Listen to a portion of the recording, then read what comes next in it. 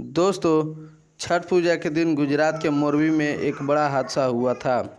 चलिए आगे का खबर जानने से पहले अगर आप हमारे चैनल पर नए हैं तो चैनल को सब्सक्राइब करें और वीडियो को लाइक करें।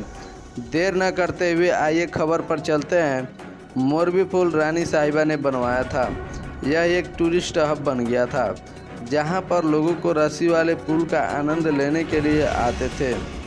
यह पुल कई सालों से बंद था, लेकिन इस साल छठ पूजा पर वहां के नगर पालिका ने खोल दिया था कुछ रुपए कमाने के लिए, लेकिन उन्होंने कोई सेफ्टी का ध्यान नहीं दिया, जिससे लगभग 200 लोगों की जान चली गई। अब सवाल यह है कि किसने आदेश दिया था पुल को चालू करने का, और अगर चालू हुआ तो सुरक्षा का इंतजाम क्यों नहीं किया गया?